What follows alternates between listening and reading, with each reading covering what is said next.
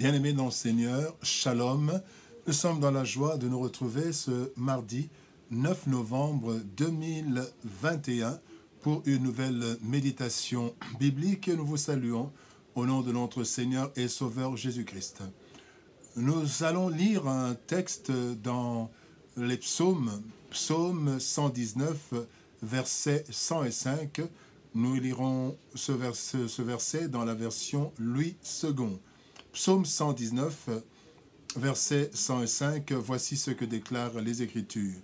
Ta parole est une lampe à mes pieds et une lumière sur mon sentier. Ta parole est une lampe à mes pieds et une lumière sur mon sentier. Sa parole nous éclaire. Tel est le thème de notre méditation de ce mardi 9 novembre 2021. Bien-aimés dans le Seigneur, nous vivons dans un monde ténébreux. Et ces ténèbres viennent de la méchanceté de l'être humain, viennent de la complexité de la vie, ainsi que de notre ignorance. Ignorance de notre avenir, ignorance de beaucoup de choses. Ceci fait que sur la route de notre destin, de notre destinée, inconnue de tous, inconnue de nous, nous risquons d'emprunter le mauvais chemin ou de nous retrouver dans un gouffre malgré toute notre bonne volonté. Dans le verset du jour, le psalmiste nous montre l'importance de la parole de Dieu dans la vie du croyant. Celle-ci, donc la parole, nous éclaire dans toutes les circonstances, étant lampe et lumière. Ainsi, conduit par la parole de Dieu, il aura moins de risques de nous perdre ou de sombrer. Voyons comment cette parole nous éclaire et comment nous pouvons en profiter. Première chose, nous voulons voir la parole de Dieu comme lampe à nos pieds. Ta parole est une lampe à mes pieds. La parole de Dieu, lampe à nos pieds. Chaque jour de notre vie, bien-aimés, nous avons des décisions à prendre, des choix à opérer et des actes à poser. Cela paraît parfois comme de la routine, mais les petites erreurs de la vie peuvent causer de grands dégâts. La parole de Dieu peut nous donner les orientations sur pratiquement tout, comme une lampe à nos pieds pour nous montrer où poser les pas. Comme simple exemple, bien-aimé, il y a l'habillement. Chaque fois que nous devons porter un habit, une parole nous oriente. 1 Timothée chapitre 2 verset 9. Je veux que les femmes vêtues de manière décente, avec pudeur et modestie, ne se parent pas de tresses, ni d'or, de perles, ni d'habits somptueux. Et ici il est dit, je veux que les femmes s'habillent d'une façon décente, avec pudeur. Et ce n'est pas seulement les femmes. Même nous, les hommes, nous ne devons pas choquer. La Bible dit, malheur à celui qui est une occasion de chute, qui fait un scandale. Le scandale doit arriver, mais malheur à celui par qui vient le scandale. Et donc, quand nous nous habillons, bien aimés, juste pour un habillement, mais la parole de Dieu nous conduit aussi. Et nous avons même un exemple aussi pour la nourriture. Nous devons choisir ce que nous mangeons. La Bible dit, dans 1 Corinthiens, chapitre 3, verset 17, « Si quelqu'un détruit le temple de Dieu, Dieu le détruira. Car le temple de Dieu est saint et c'est ce que vous êtes. » Bien-aimés, la parole de Dieu peut nous diriger, nous orienter dans toutes nos décisions, même les petites. S'il y a une parole pour des domaines comme l'habillement, la nourriture, combien plus encore pour nos actes de chaque jour.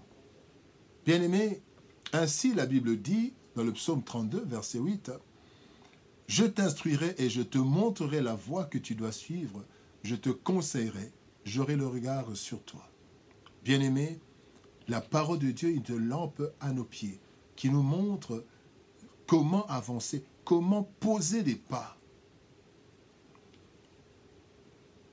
La deuxième chose que nous voulons voir, c'est la parole de Dieu, lumière sur nos sentiers.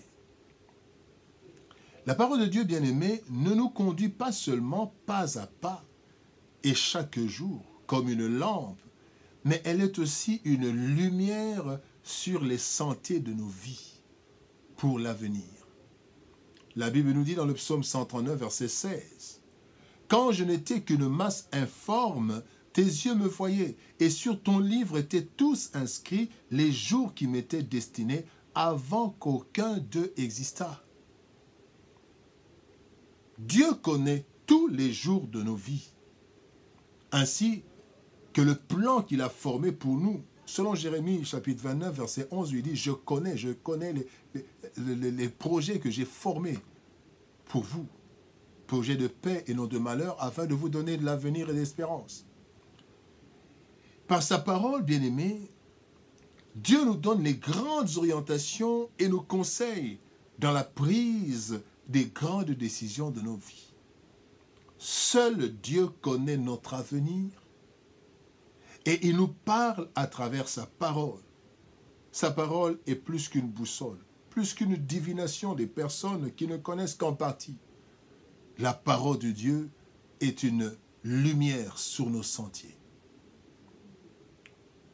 Et maintenant, comment utiliser cette parole? Lampe sur nos pieds, à nos pieds et lumière sur nos sentiers. Le troisième point que nous voulons voir, c'est profitons donc de cette parole. Comment profiter de cette parole? Dieu, bien-aimé, nous parle, mais souvent nous n'y prenons pas garde. Ainsi qu'il est écrit dans Job, chapitre 33, verset 14. Job dit, « Dieu parle cependant tantôt d'une manière, tantôt d'une autre, et l'on n'y prend point garde. » On ne prend point garde, bien-aimé. Dieu parle. En fait, le problème ne se trouve donc pas du côté de Dieu, mais de notre côté. La perception de la parole de Dieu. Notons que la parole de Dieu, c'est d'abord la Bible.